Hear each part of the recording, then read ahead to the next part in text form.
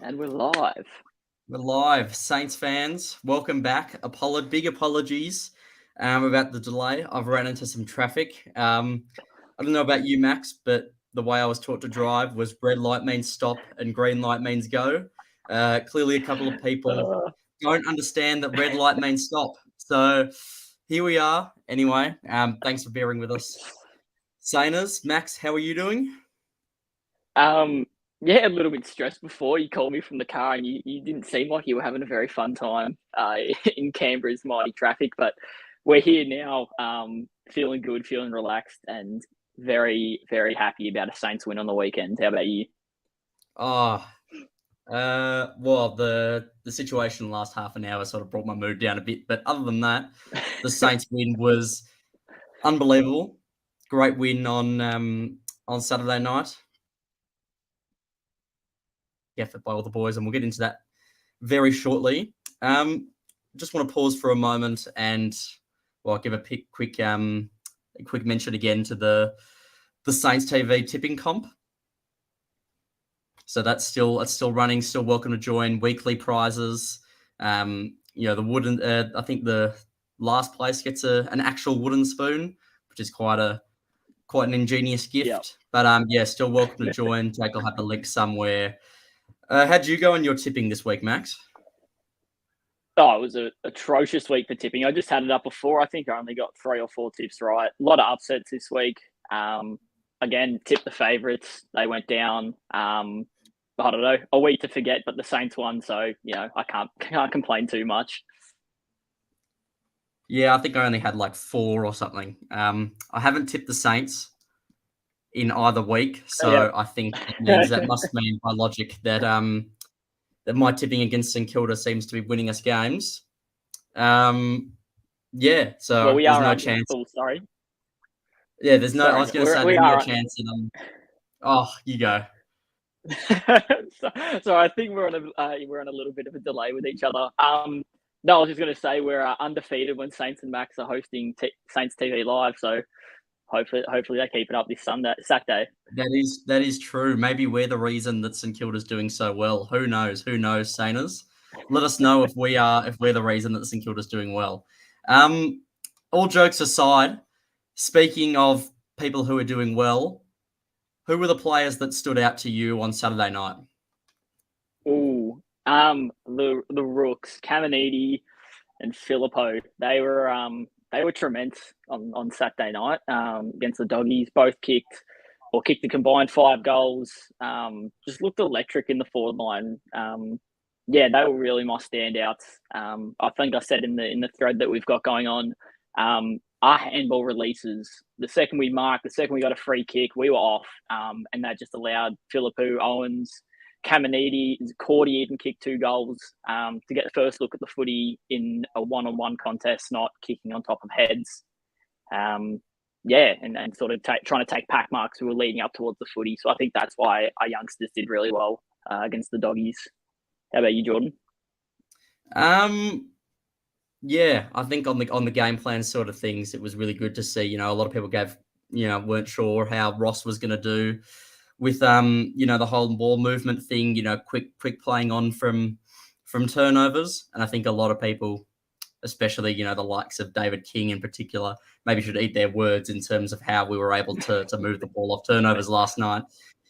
Players that stood out to me, the whole defence was impressive. I did not see Callum Wilkie pretty much the entire night, which is always what you want to see. Well, if you don't see the defence very often, that typically indicates that you're doing well. Other players that did well, Mason Wood was brilliant as always. I reckon Nazai Wanganeen-Malera was another youngster. He did exceptionally for me. The Dan Butler rundown tackle, that was just impressive. But speaking to Mum, who's also a huge Sainer, and who'll be watching this, so hi Mum. Speaking to her after the game, she and I both agree we were in awe at how well-rounded that was. In terms of the coaches' votes, I think I can't remember who got what, but it was definitely like an even spread of the votes, and that was reflected definitely reflected the game. It was a really well-rounded performance, and I think I speak for all Sainers when we're saying that we're super proud of what the boys achieved on Saturday night. Yeah, definitely agree. Leave your comments, sayers, who you thought was top tier on Saturday night. We would really like to hear from you guys. We just might, as you say, Jordan, really sit back and smell the roses. What was your favourite thing about sort of that structure on Saturday night? I'm sort of putting you on the spot a little bit. For me, it was the handball releases, just trying to get the ball moving as quickly as possible. What sort of stood out for you in terms of game plan, not just specific players? In terms of game plan, the handball releases was definitely one thing that I really liked. And I think you touched on earlier I think that whether it was game plan or whether it was, a focus throughout the week of kicking to where we needed to be rather than kicking to, where the players were, 2-3 seconds ago. I think that was something that obviously our win against Fremantle was really important and we played really well. But that was definitely, I think, well, not definitely, something that I suspect may have been a focus on in training was focusing on that, kick to where the player's going or where they need to be. And that was something that I really enjoyed. That definitely allowed guys like Filippo and Caminiti to get goals from their set shots because what the delivery was, on a silver platter to them. Exactly right. Just on that, I think the entire forward line sort of seemed to be moving as a collective six. It wasn't just, we were relying on 1, 2, 3 people. It was everyone sort of playing their role, everyone doing their part. Can't remember if Butler kicked a goal or not, but we speak about that rundown tackle on Liam Jones that set pressure.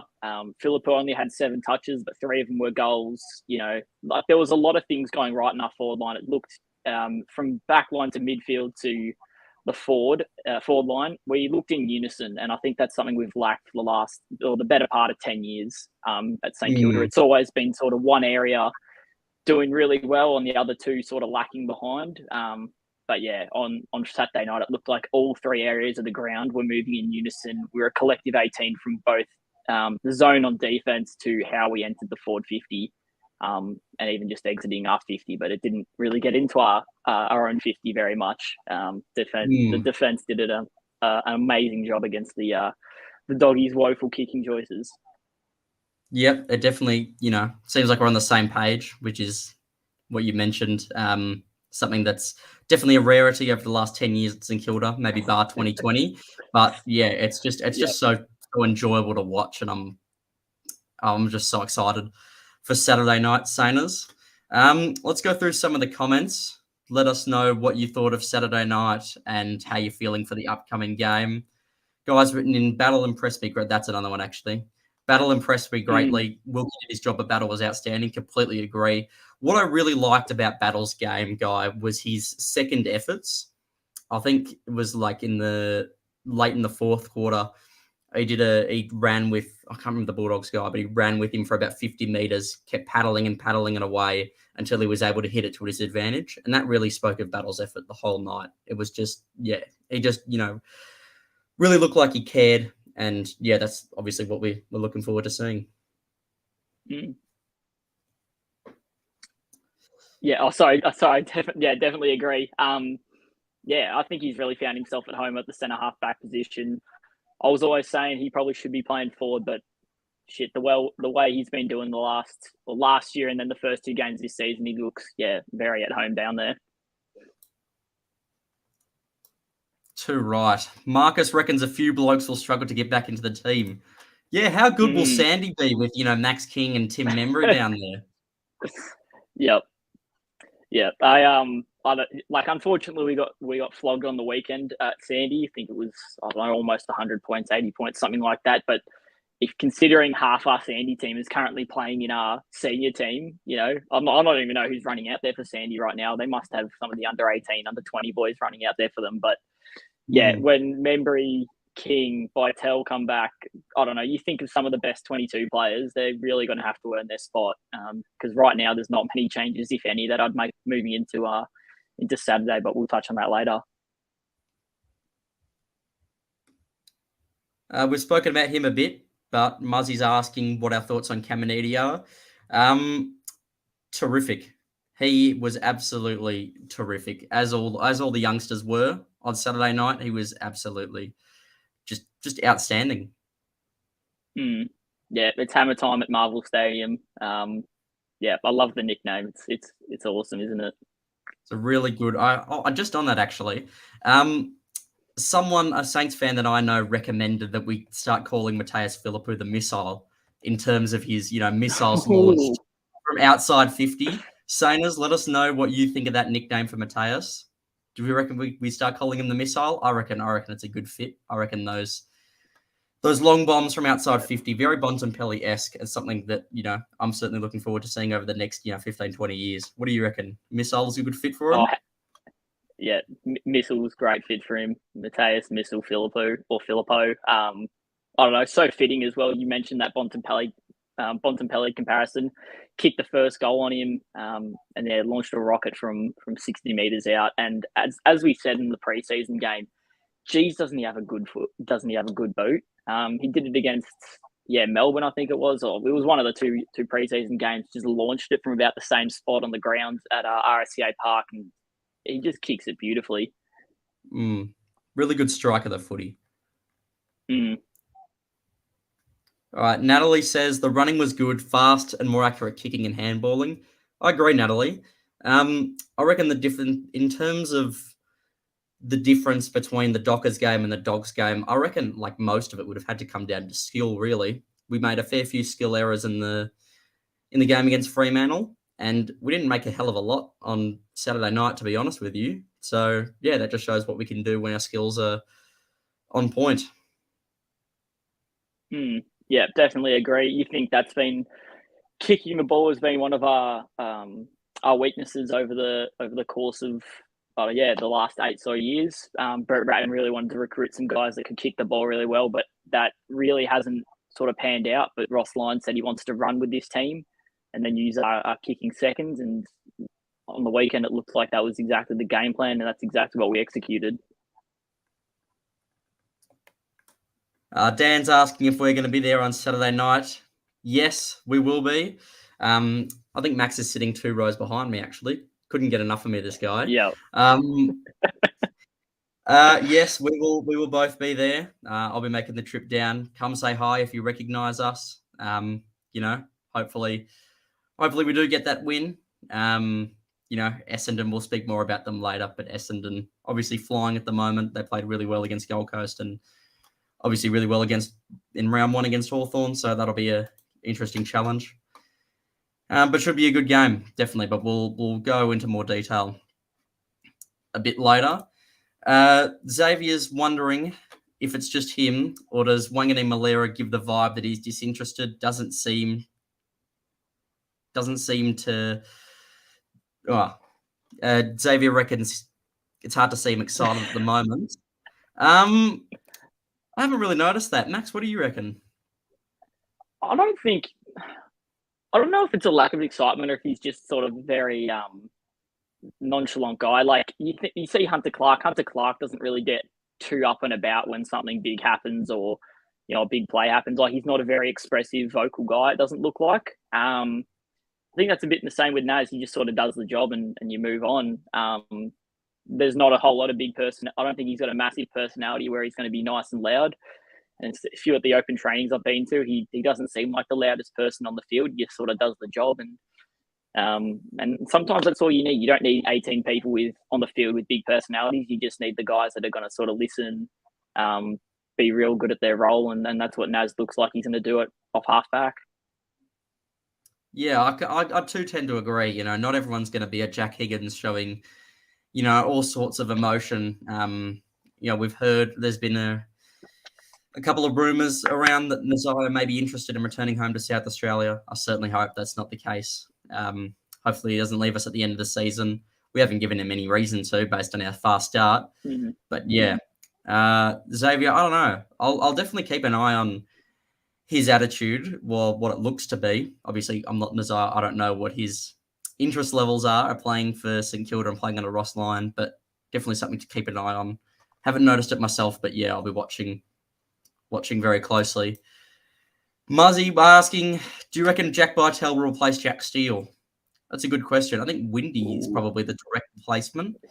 He was probably going to come in anyway. But yeah, who do you? Surely it's got to be Marcus that comes straight in for Steely. Yeah, agreed. I think Windhager's straight swap for him. Let's see what the young guys can do in the middle. I didn't even realize Jack Bartel was back from his injury. I thought it was a little bit more serious than just a week, but I think Windhager's proved that he can be given a shot. Really try and don that tackling or tagging role. Let Crouch, Ross, Sinclair's even rotating through the middle now. Now you can get Gresh maybe a few more minutes in there. Hunter Clark, let them do the work and let Windhager be a little bit more of a tagger on maybe a Zach Merritt, a Parrish, or a Setterfield because he's been unreal to start the season.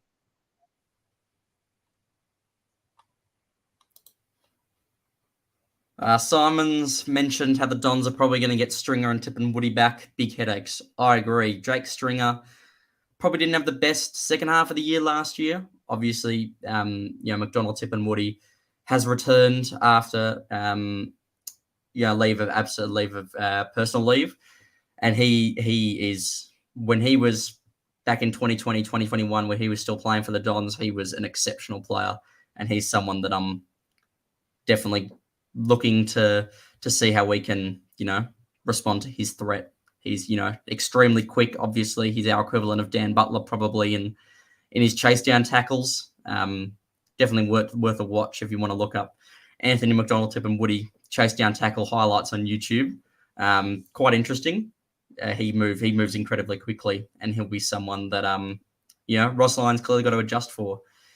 Max, who do you reckon? Who else do you reckon other than Stringer and Tip and Woody should be a point of focus for Rossi in the lead up to this week? Yeah, look, I'm not too worried about Stringer coming back, just because I think if he's back in the best 22, Wilkie takes him. He's now out the game. We saw him take Fife. We saw him. I think even Jack McRae went full forward for a bit of the game on Saturday night, and Wilkie went straight to him. I think that's going to be easy to handle. I think Tip and Woody's probably more of a bigger focus for us because that's going to be Ben Patton's first proper test back. I think who else? Like just anyone in their midfield. I don't know if Parrish and Merritt are really damaging with the ball. They rack it up a lot. Not sure if they're damaging except Setterfield. He's looked like he's come in. That's been a great off-season recruit for the Dons.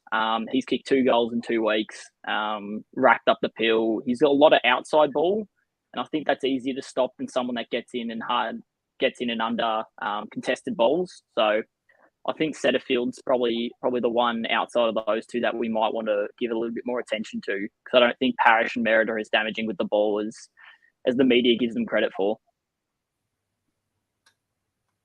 Yeah, I do agree. I think Will Setterfield was definitely a great pickup for the Dons. Another one of those Carlton guys that they let go last year, obviously along with Liam Stocker.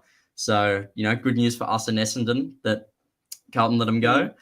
Not so great news for Carlton, but, who really cares about Carlton? Let's be honest. Exactly Ashton's right. asking if a win's still likely with the voice of Steele out. Interesting that you touch on his leadership. I'd say Steely probably, to be honest, isn't probably the most influential guy out there on the field. Doesn't use his voice as much. Definitely guys like Callum Wilkie or Dougal Howard, definitely screaming more. I'm not sure whether that's a product of them just being defenders and Steely's a bit quiet. But certainly I think, it's never nice to see a captain out, and certainly in terms of the intensity that he brings and his skill set, that's someone that we will miss. Do you reckon we can still get over the top, Max? Yeah, I think we can. Look, Steele's he leads by example. I think, yeah, as you said, less with his voice, more by example. Wilkie's more of that vocal leader down back. I think it was pretty inspirational, him coming out in the fourth quarter, broken collarbone, still racked up the pill 4 or 5 times, later tackle. I think his courageousness, his toughness, that's what we might miss, but that just means older guys like Seb Ross, Ryan Marshall, they've really got to step up, and be leaders for the club. Josh Battle, even, he's been around the ringer for a fair few years at the Saints, so I think those guys that haven't really broken out into leaders just yet need to really step up on Saturday night, and then we'll be all right. Let Wilkie take a lot of the vocal responsibility, as he is a pretty vocal guy. But yeah, not too worried about Steele being out. I think it's more sad than worried that our captain's not going to play in the 150th among with I don't know, half our list. It feels like. Yeah, it seems like the whole of St Kilda's at the Royal Alfred Hospital at the moment. Royal Alfred? Is it the Alfred or just? I think it's just the Alfred. I think Royal Children's Hospital. Right, yeah. Royal Melbourne Hospital. Yeah. Got a bit tongue tied there. Yeah. What was I going to say? I think nice the man of steel really showed with playing on playing the second half with a broken collarbone. I think that was pretty impressive. I'm not sure if I could do that. If anyone knows how to donate a collarbone, please let me know. I'm certainly willing to give mine up to Jack so we can play in the 150th and play the next couple of weeks. Hopefully, that's a procedure that I'm not a doctor, but hopefully that's something that can actually, be administered. Although that might be a bit with wishful thinking at the moment about donating a collarbone. Maybe one day that science will catch up to us. Yep. Now, guys, asking how many goals will the Saints need to win this game against Essendon? Hopefully more than the Dons kick. That's usually how it goes in AFL footy. How many did Essendon kick last week? They kicked 100 points, 108 against the Suns. Yeah. Week before, that was 100 and something against Hawthorn, but that was probably an outlier given Hawthorn are where they are. I don't know, probably 14, 15 goals. I'd say it'd be more a free-flowing game than the last two. Obviously, Essendon have improved defensively. Brad Scott's really improved their defensive structures over the summer, so it'll be interesting. How good do you think our attack needs to be to beat the Dons? I think it's less about our attack and more about us defending. Like we saw, we kept Dogs to scoreless in the first and fourth quarter. Goalless, I think, in the first and fourth quarter. We kept Freo goalless in the fourth quarter. It's more about our defense. I think if we let up anything more than, say, 75, 80 points, it might get a little bit dicey. You've got to also think that, there might be 75, 80,000 people at the G. We don't play in front of crowds like that consistently. Dons, not as much, but they get Anzac Day, so they get that. And they've done their 150th last year, and we'll touch on it a little bit later on. A few of the Essendon players' comments towards them getting redemption at this 150th, trying to ruin the party. I think that should only fuel us going forward. So I think it's less about our attack and more about how we defend. If we can keep them to about 70, 75 points, I think we'll be all right then.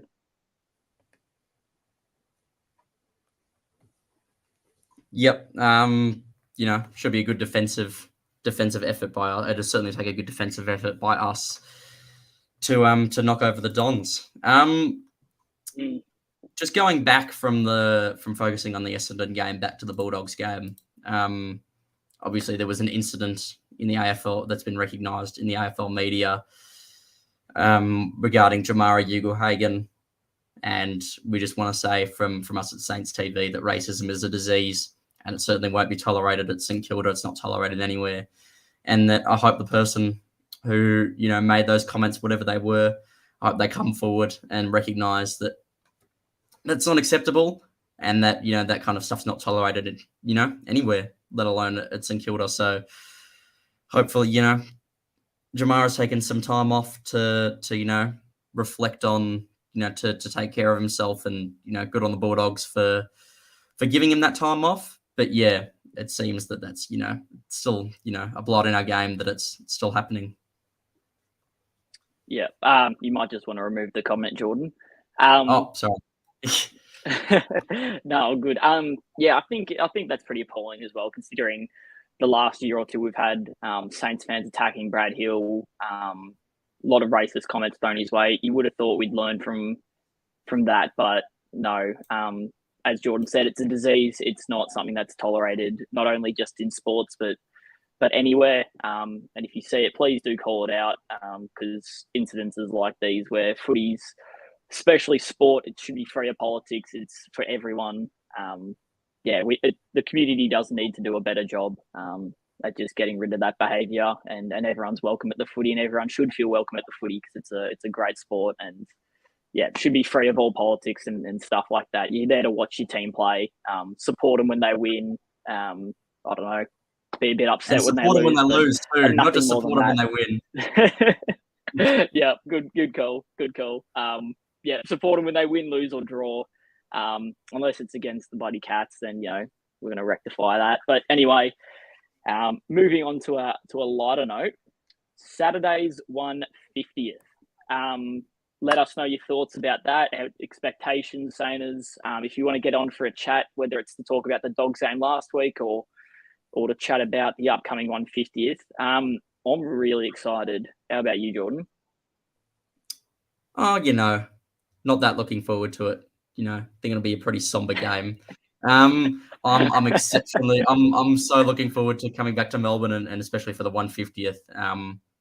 Given the form we're in, I think we're in for a real chance there.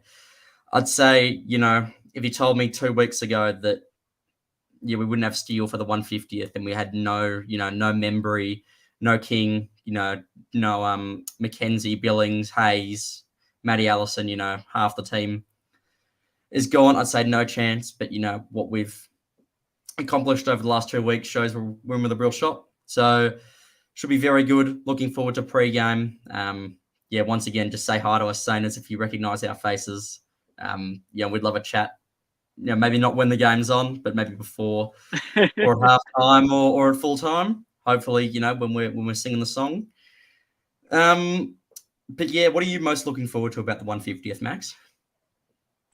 I think I'm just looking forward to being in front, like going to a game where there's going to be 70, 75,000. Hopefully we get it up to 80 just by promoting it this week. A game that's got a lot of crowd atmosphere, and I hope the crowd really does play or get around the boys and get them over the line on the weekend. Very rare we get to play at the G. I think we've only got this game and one later on in the year against the Hawks. I think that's what I'm most excited about. It's a celebration. It's supposed to be happy. Win, lose, or draw. Hopefully it's a win in front of your 75,000, but I think just the atmosphere and the big celebration, I want to get there nice and early, see all the pre-game stuff that they do. Hopefully they get all the legends out. They play a few songs, a few video tributes, all that sort of stuff. That's what I think I'm most excited about. Less about the footy and more about just the atmosphere of being there. Yep, that should be really good. Yeah, looking forward to seeing all the legends, and I'll be driving down, so I'm going to race against the clock to get there in time. So wish me luck, Saners. Yep. But we should be all right. Just on the one. Sorry, Jordan. No, go ahead. I was just going to say, Jake wanted us to plug a little bit of a giveaway that the boys, Saints TV, a podcast, are doing. It's make sure you subscribe to the YouTube channel and you'll be in the running to win 2 tickets on the level 2 stand the Shane Warne stand at the MCG. Should be on level 2. Just in the draw to win it, you just got to subscribe to Saints TV on YouTube. Please do that. Hopefully you get a few free tickets and you get upgraded to level 2 if you have them already. And if you don't, well, no point in not trying to subscribe and play your odds, I guess. Yep, nothing. The worst comes to worst, you subscribe to a channel that puts out, great daily or almost daily content. Obviously Jake puts a lot of effort into Saints TV and has done a fantastic job in growing the channel. And speaking of the Godfather himself, I think he put out a request for fans to send in a quick video about why they support St Kilda in the lead up to the 150th. I think he's doing a fan cams or something. Was that right, Max? I think he had videos preloaded. I'm not sure if you're able to see those on your end. Oh, okay. That's exciting. Yeah, I'm not sure if you've got I don't have access to that, but I'm pretty sure it's on your end. You might be able to see he's uploaded some videos. But yeah, as Jordan just said, send in a video, 30 seconds or so, about why you support the Saints. Jake sent a few of them to us today, and they were pretty inspirational. They were pretty moving. A lot of great stories, a lot of funny ones. Jake's going to make a compilation for the channel, and I'm guessing it's going to go to St Kilda as well. But yeah, just send a 30-second clip to Saints TV on Instagram, or the email that's on the Instagram account, YouTube, Facebook as well. Yeah, just send in 30 seconds why you're a Sainer. I've got to do that tomorrow, and I think Jordan does as well. But yeah, do that before Friday. Yep. Unfortunately, we're having a bit of technical difficulty at the moment, Sainers, in showing the video. But while we wait, let's talk about one Essendon player's opinion on the Saints in the lead up to the 150th. Mr. Kyle Langford has made some comments. Max, if you want to inform the people, if they haven't heard already, what he's been saying about our beloved St Kilda. Yeah, I've just got the quote up in front of me. He said on SEN podcast or something like that, SEN radio, saying, I think they booked us in for a win. They're 2-0, we're 2-0. We're going to rebuild. We're going to build right throughout this week. We're going to come out nice and hot against them. For a player to be talking shit after, a 2-0 start, that's pretty arrogant, I think. And I never condone violence on the footy field, but if a Dougal Howard shaped knee imprint lands in the back of Kyle Langford's head, I say fair bump play on. What do you think, Jordan? I don't know about any late hits or anything like that. I think what Collingwood did against Ed Langdon when he mentioned, I'm not sure if you remember last year about when he said they're all duck and no dinner. And within the first 30 seconds of the game, they all piled on him the first chance they got in a tackle. So I think something like that would be, I'd definitely support something like that. Yeah, I'm not sure. How arrogant it is. I think most of it was pretty fair. Apart from the they booked us in for a win. It's actually not true. We didn't even want Essendon in the first place. We wanted the Pies. So, stick that up your jumper, Kyle Langford. But yeah, I think the second half of his quote, in terms of, how they've started 2-0 and saying they're going to come out hot, I think he's just, wanting to hype up himself, wanting to hype up his teammates. There's a fine line between confidence and arrogance. Let us know, Sainers, what you thought of Kyle's comments. Personally, I didn't see too much wrong with it. Obviously there's brings a bit more excitement to the game. So, actually I enjoyed that, he was making those comments. So yeah, definitely something to look forward to. Yeah. Last year they got blown out at their 150th, and what was supposed to be a celebration for them. And I just want to make sure that the fans really get around the Saints and we get up and over them, and hopefully put those comments to bed. Angers me a little bit more than Jordan, just because, what's Kyle Langford done in the last what's he done in the last 3 years, except for kick a few goals last weekend. But yeah, hopefully we get over the line and put those comments to rest.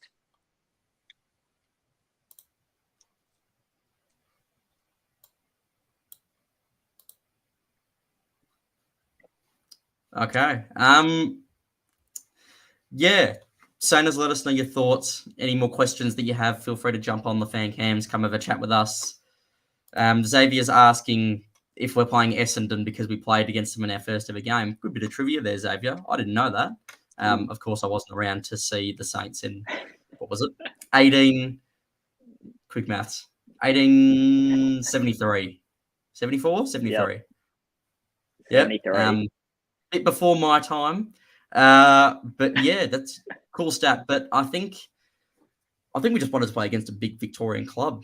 I think Collingwood was our first preference, if I remember correctly. Obviously because of the 1966 grand final. And, that's certainly the biggest Victorian club, arguably. So that would have certainly almost brought, I reckon, would have brought 90,000. But, we'll take 80,000 from Essendon, from a lesser known club up north. Yeah, no, good bit of trivia, Xavier. Yeah, Jordan, just on that, I think we're playing the Dons. It might be for that reason, but I think I read that 1965, they knocked us out of finals, and then 1966, when we went on to win the flag, we knocked them out the following year. So I think that's might be the reason. But Xavier, if that's true, that's a great bit of trivia there. Well, it could be both. Not necessarily mutually exclusive. That's also a good bit of trivia, Max.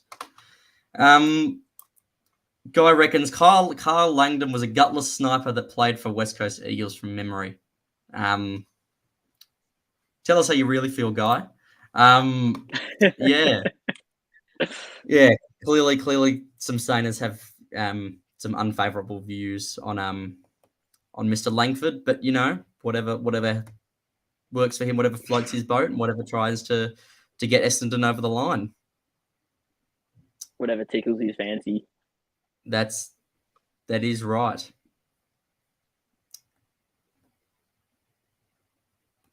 Wendy's not confident without Captain Jack. The team seems to beat us. Yes, that is true. Not the confidence part. We'll get to that in a minute. But Essendon clearly seems to be our bogey team. We always get smacked against them. Very disappointing. They're very cocky. Well, as you can see from the Kyle Langford comments, you're not the only one who thinks that, Wendy. I'm more than happy to be wrong. I wish I was in Melbourne to watch the game. Hopefully, Wendy, wherever you are, you'll be watching the 150th from your couch or on your phone, through KO or Foxtel. What's your confidence level without Steely in the we touched on it a bit before. Yeah, just to reiterate, what are your thoughts on us going in without a captain? Yeah, look, we touched on it before. I think I'm pretty confident still. I think it's more about the crowd getting around them, really supporting. I think some of the boys will really thrive playing under 75,000 people. Hopefully all 22 and including the super sub 23 will get around it and sort of step up in place of Steel. And I think also I saw Saints I don't know, a couple of hours ago, they posted Robert Harvey. He said that he was really excited for the 150th and what a proud history we have. And if you think of our coaching staff already, Hayes, Lyon, Enright, Goddard, like there's a lot of Harvey, there's a lot of St Kilda people that have been around the club. And I think all throughout the week, they'll just be getting speeches after speeches and stories about what it means to represent the red, white, and black, and that heartbreak that's happened to some of those coaches that in 09 and 2010, didn't quite get there. So I think there'll be a lot of passion behind the boys, even still minus Steel on Saturday night. We're going to switch gears for a moment, Sainers, because we have got the that's not what we want. Damn, how do I? We might just have to leave it as is for now. No, okay. We're going to have to leave it for that. But this is the post that Jake's put up asking for a quick 30-second video sharing why we're a Sainer. If you want to DM your video on Instagram or email it to jake@saintstv.com.au. Yeah, that's something that he's working on and something that worthwhile. And I think we've got a couple of videos actually to show you an example of what's happening. I'm a Sainer because the first time that I moved to Melbourne, I lived 50 metres from a Rabban home ground, and I went and saw my first AFL game there, and it was the time of Plugger, Winmar, Lowe, Frawley, and I was hooked straight away, hooked to the club, hooked to the players, and just the grit of the team, and they haven't changed, and I love them to death. And go you mighty Saints, happy 150. So that was Adam there sharing his story. Now we're going to go over to Kien, who's going to share his story. I am a Sainter, as when my dad asked to marry my mother, my grandparents said yes, as long as your firstborn's a St Kilda supporter. Well, I'm here happily 16 years later up the Saints. That's an interesting story. I love that one. Hold on, Jordan, where have you gone? Oh. Hopefully we're still live, guys. Sorry, I'm not sure what happened there, Sainers. There we go. The technical difficulties tonight, it seems. Yeah, well, that was a funny story, wasn't it? Yeah, no, that's my favourite one.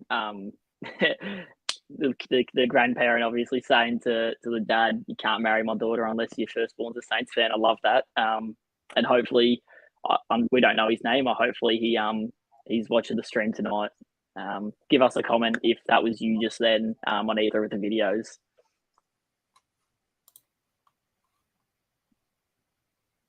All right. Well, that's all the structured stuff we had to talk about Saners. So I guess the rest of this is up to you. Up to whether you want to join the fan cams, jump on, ask us a few questions. I promise we don't bite. Let us know your thoughts about the Dogs game, about the 150th, about Kyle Langford, about the videos we just saw.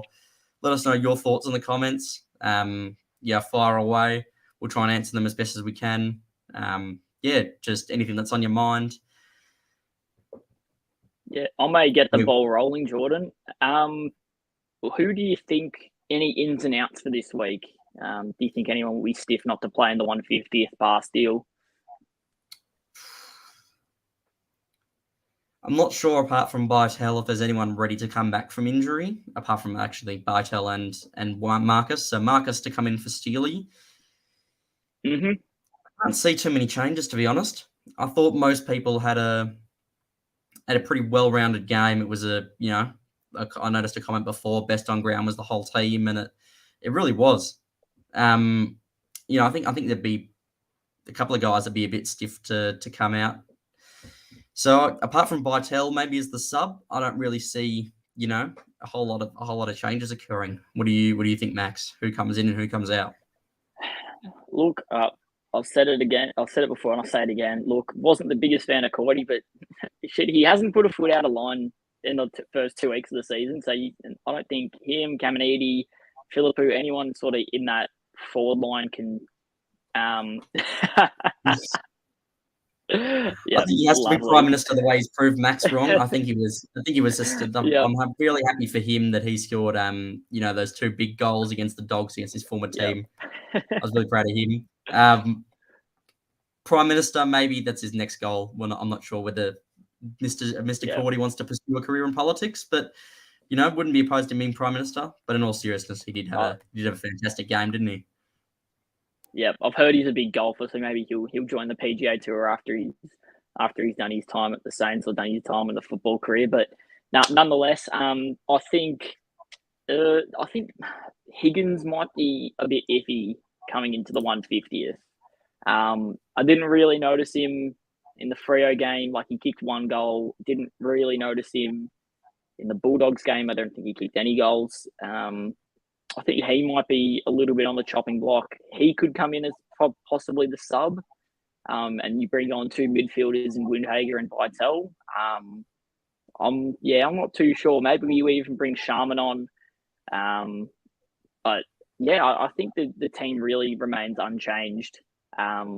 We might, Steele goes out for Windhager, Bytel becomes the medical sub, or even Higgins goes and becomes the medical sub, and we bring in another midfielder or a key player, whether it's Highmore or Sharman. But I don't think either of them did amazing at Sandy on the weekend. No, I think if Cooper Sharman was going to be in the team, he would have by now. I think it speaks volumes that they brought in. As good as Caminiti has been, and don't get me wrong, he's been fantastic and a great pickup. If Sharman was the first choice, we still would have picked up Caminiti, but he wouldn't have played him round 1. So obviously there's something going on behind the scenes. Effort, whether he's not, getting along with Ross, not quite sure, but I think Cooper Sharman is probably not likely to partake in the 150th, unfortunately for him. Yep. Let us know, Saners, if there's any changes you'd make to the team. This is, we've still got, 15 odd minutes, half an hour, however long you sort of want to see us on. I guess, because we've got nothing else really planned for the rest of the show. We just really want to hear from you guys. Get up and about the 150th. Looks like we have got a fan willing to jump on. Oh, fun. Riley, welcome. How you going? Good, lads. How are you? Not too bad. You got a question for us, Riley? Yeah, obviously Peter Wright's missing out for the Dons this week. Do you reckon that will be a key issue for the Dons going for goal? Or do you reckon their small forwards will do the work for them? Because obviously Wiedemann, he's one of their. It was a good pick for the Bombers, but I don't think he'll play this weekend coming in, as he's not as fit as some of the others. Yeah, I think the small forwards have also proven the last 2 weeks that they can kick goals. A little bit like our forward line, where the goals are coming a bit from everyone.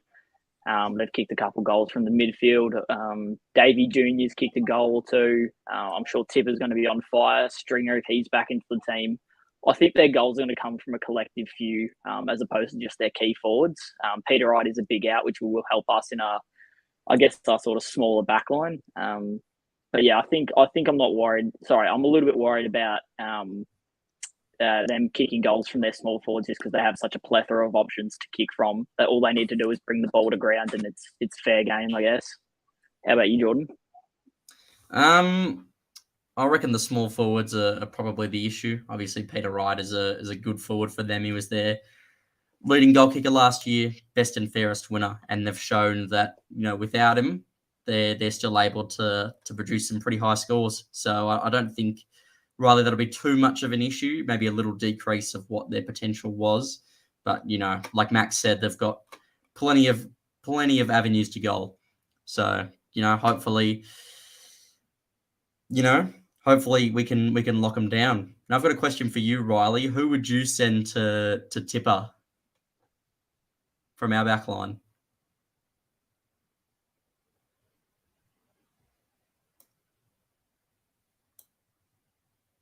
You there, Riley?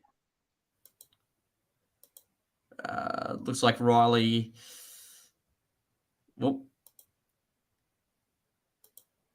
looks like Riley isn't with us at the moment. That's okay. Thanks for joining us, though, Riley. In the private chat, he's just seen. I'm pretty sure in response to that, he's just said Nasai Wanganeen Millera or Millera. I don't know how to pronounce the name. Millera. Yeah. I'm pretty sure it is. Okay, yeah, I think I'm pretty sure he's just typed up in the chat. That's who he'd pick. Yeah, interesting call. I definitely reckon the pace. You need a guy like Nazai to keep up with him. But even someone like, I was about to say Jimmy Webster, but that's not really going to work, is it? Given he's still injured. Webster did a good job on Cameron twice last year. Probably don't send Wilkie or Howard to them, and definitely not Josh Battle. Nazai's a good shout. Do we tag him, though? Liam I don't think Stocker? he really tags. Well, Stocky, it could be a good shout. I don't think you really tag someone in the forward line, though, more so in the midfield. Yeah, agreed. I think, look, we don't have anyone. I think Webster's the only one that can sort of keep up pace with Tipper. But look, even Webster on his, will probably get run out of a game if he was healthy and selected to play. But look, I think Patton does a very good job against those sort of forward midfield hybrids. So I think if there's a midfielder that floats forward, Patton takes them. And I think Stocker just sort of lays the physical groundwork, whether that's on Tipper or if it's on Davey Junior or if it's on whoever their small forwards are during the game. A couple comments to go through.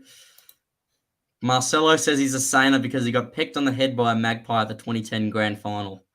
Well, I hope you've recovered, Marcelo, and that's a pretty good reason to be a saner.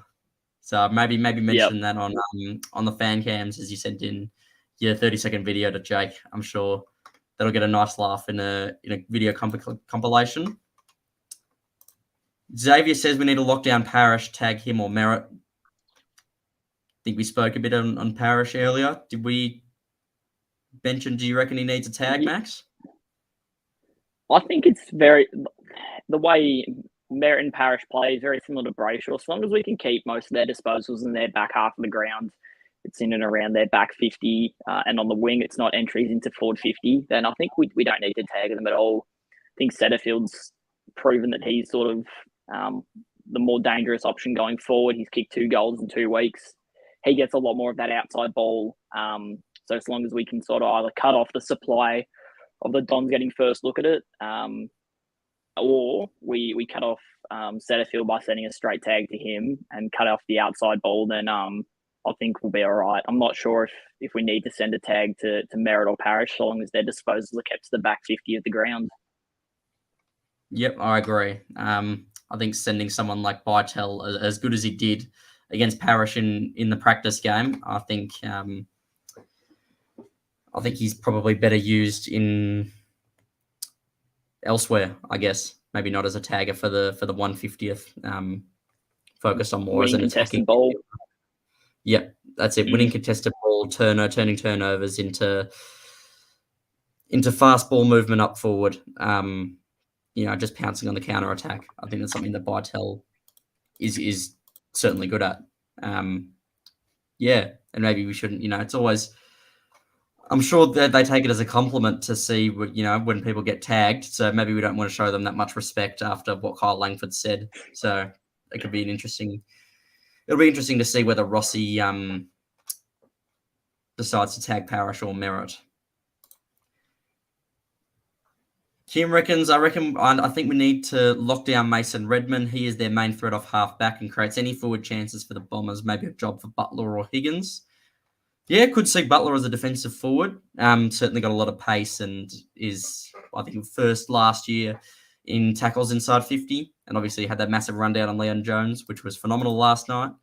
Could be a job for him. Max, what are your thoughts on putting Butler on Mason Redman? Yeah, definitely not Higgins. I don't think he's fast enough nor is defensive enough to do a defensive forward job. But yeah, Butler definitely. I don't know how big Redmond is, but I know Ridley sort of more of that intercept defender. Then they released the ball off.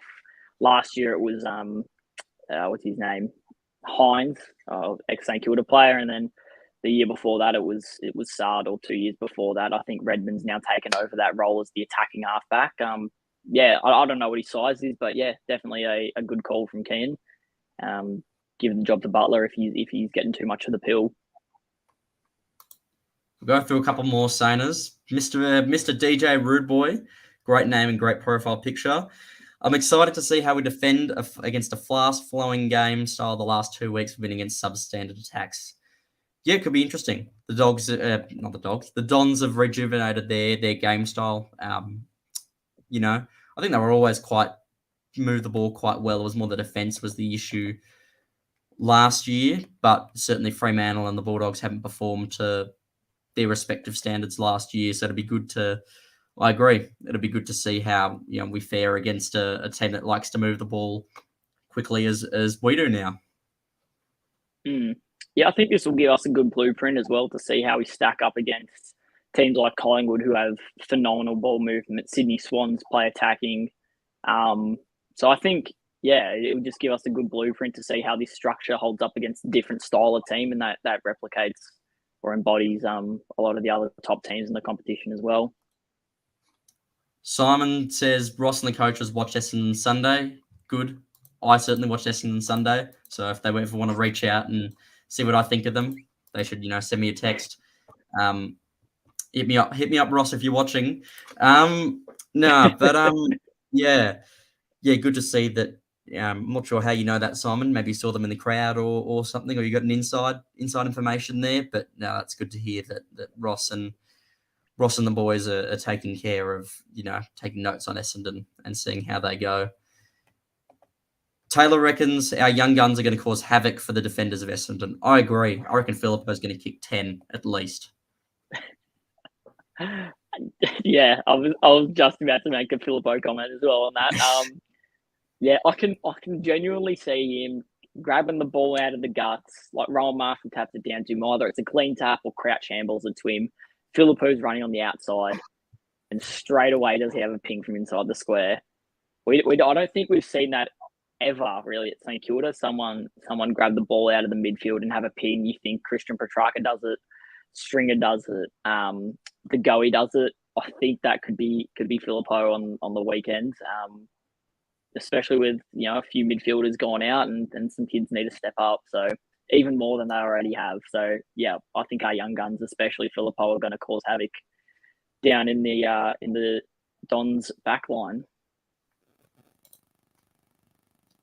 Christopher's asking if we've noticed Mateus when the team scores great energy and enthusiasm for his teammates. It's first class. I agree. Probably the polar opposite of Nazar Wanganeen-Malera.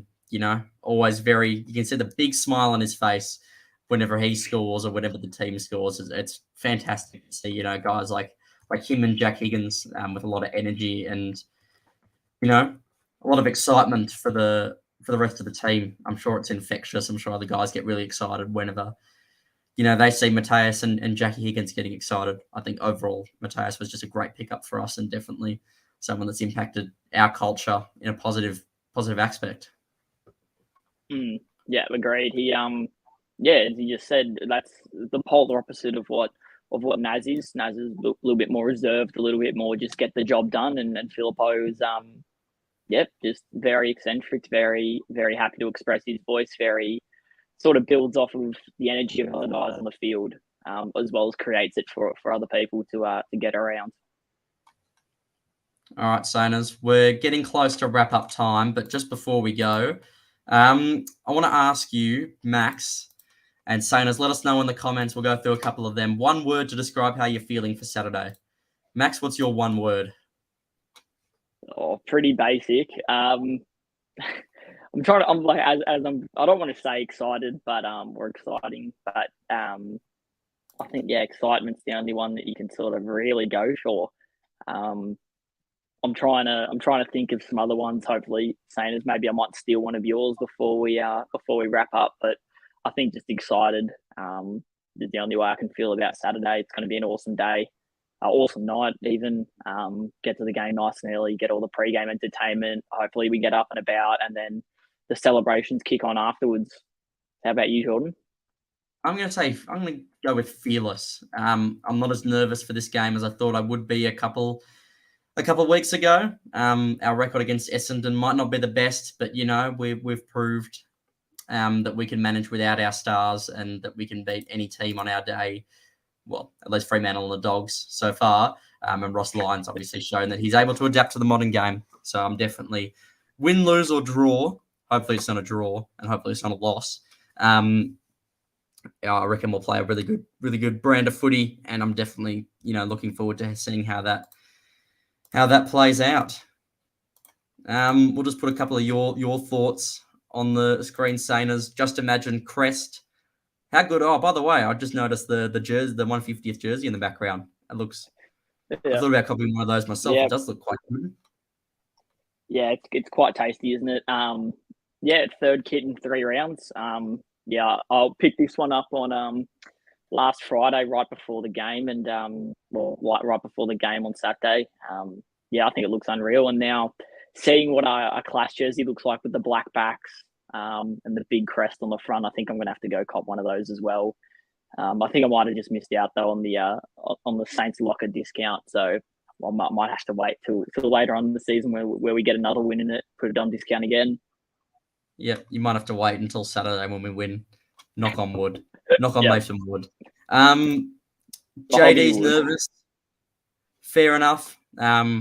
Big game. Essendon didn't perform well in their 150th. Clearly pressure got to them. So hopefully they're not too looking for revenge. Kaylin's pumped. Charlotte, I think, just wants them to have fun. Simon's feeling amazing. Xavier's anxious. Christopher's proud. Guy's apprehensive. And Natalie is hopeful.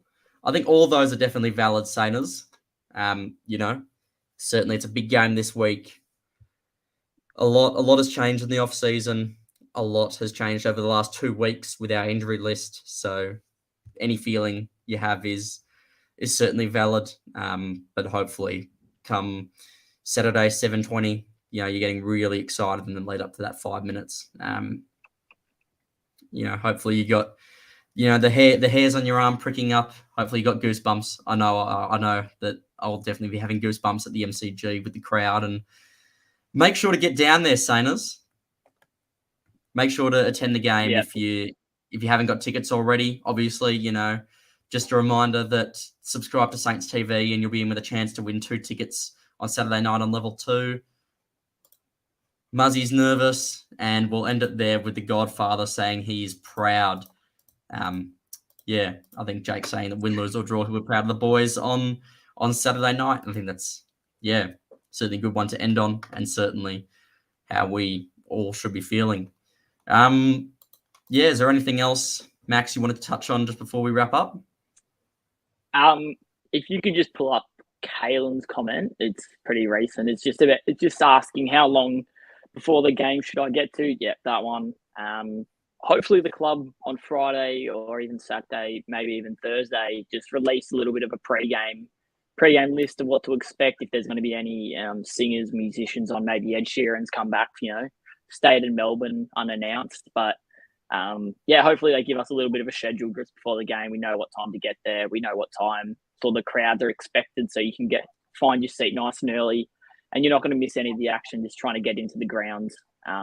Or if you I don't know, going in for parking or getting off at Richmond Station, then all that sort of stuff. So hopefully the club puts out a bit of a planner for Saturday night in terms of what to expect, so you know what time to get there. Yeah, I'd say probably your safe bet would be an hour before kickoff. Try and get there around maybe 7:25 kickoff, so maybe around 6. And you'll certainly be there for the bulk of celebrations. I don't want to, send anyone there too early, so don't take my word for it. But yeah, like Max said, hopefully the club puts some sort of schedule out in the next couple of days. That's all from us.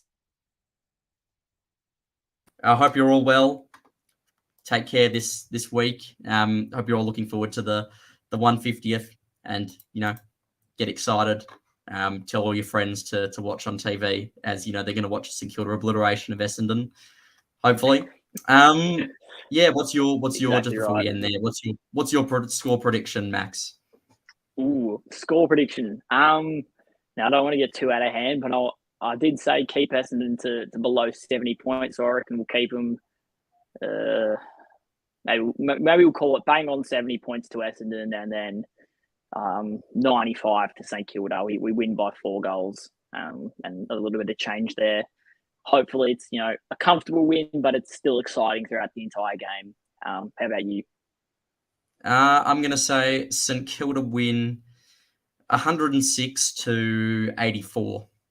So a nice little 22-point win. Scoring game.